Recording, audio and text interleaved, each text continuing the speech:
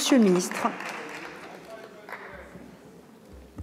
Merci beaucoup, Madame la Présidente. Peut-être quelques mots en réaction aux intervenants sur la discussion générale de l'article. D'abord, pour dire que je suis très heureux d'entendre que parmi tous les intervenants qui sont exprimés, il y a une volonté de soutenir les dispositions de cet article. C'est un article qui marque des progrès, et qui marque des progrès qui sont attendus. Attendus par les travailleurs en ESAT, attendus par leurs familles et attendus par les associations. Ça signifie une convergence de droits, ça signifie la volonté de donner à ceux qu'on appelle effectivement, Madame Garin l'a dit, des usagers aujourd'hui, des ESAT, un statut de travailleur.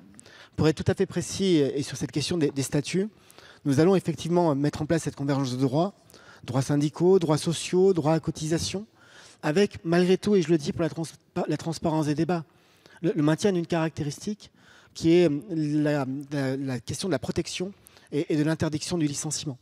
Puisque nous parlons des ESAT, nous parlons de milieux protégés, et dans la logique qui est la nôtre, qui consiste à considérer les demandeurs d'emploi en situation de handicap d'abord comme des demandeurs d'emploi et à considérer que après le droit commun qui consiste en l'orientation vers le milieu ordinaire, nous demanderons au MDPH de prononcer quand c'est nécessaire une orientation en milieu protégé, il est nécessaire de garder ce statut de salarié protégé et donc de garder cette protection contre le licenciement. C'est finalement la seule grande différence qui restera avec le statut classique des travailleurs dans notre pays. C'est la première chose que je voulais souligner.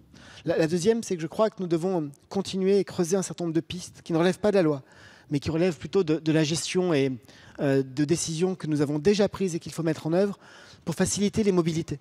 Nous avons aujourd'hui des travailleurs en ESAT qui aspirent, qui ont la possibilité, l'autonomie nécessaire pour aller vers du milieu ordinaire, que ce soit une entreprise adaptée parfois dans un premier temps, ou du milieu ordinaire au sens le plus strict du terme. Nous avons d'ores et déjà prévu la possibilité d'avoir 2 contrats et de travailler par exemple à mi-temps dans un ESAT et à mi-temps dans une entreprise dite ordinaire. Nous devons non seulement permettre cela, mais permettre aussi des allers-retours, ou permettre un droit au retour, pour faire en sorte que cette mobilité vers le milieu ordinaire soit protégée aussi, et qu'en cas de difficulté, parce que ça peut arriver dans tout parcours professionnel, il y ait une possibilité de garder le bénéfice de la place qui était alors assurée au sein de un ESAT, pour que ça fasse d'une certaine manière filet de sécurité. Et enfin, troisième chose, les conséquences que cette modification va avoir sur le modèle économique et le financement des ESAT. C'est la question notamment de M. Bazin. Les conséquences sont importantes et personne ne le nie. Nous en avons largement échangé avec les responsables du secteur. Elles vont être importantes parce qu'il y aura plus de mobilité, parce que nous aurons peut-être aussi un phénomène qui amènera à ce que les ESAT accueillent des personnes plus éloignées encore de l'emploi qu'aujourd'hui, dès lors qu'on oriente plus facilement, plus systématiquement vers le milieu ordinaire, avec des conséquences possibles aussi sur le niveau de productivité des structures et des ESAT en question.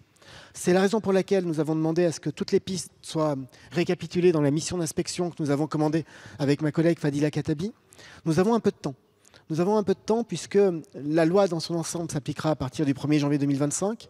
L'expérimentation du nouvel accueil et de la nouvelle orientation des travailleurs en situation de handicap sera expérimentée à partir de juillet 2024 et l'entrée en vigueur véritable de ces dispositions sera progressive à partir de 2025, ce qui laissera le temps d'accompagner le modèle économique, notamment pour permettre à ces structures d'assurer et de faire face à une augmentation des frais salariaux, puisqu'aujourd'hui, un travailleur en ESAT qui travaille à temps plein est généralement rémunéré à hauteur de 60% du SMIC. Chacun conviendra que ça n'est pas assez, mais que si ça n'est pas assez, l'augmentation de la rémunération, des cotisations qui vont avec, de tout ce qui est considéré comme des éléments accessoires, mais bien souvent essentiels en matière d'accompagnement des transports, devra être compensé, pris en charge dans ce nouveau modèle économique que nous allons bâtir avec le secteur.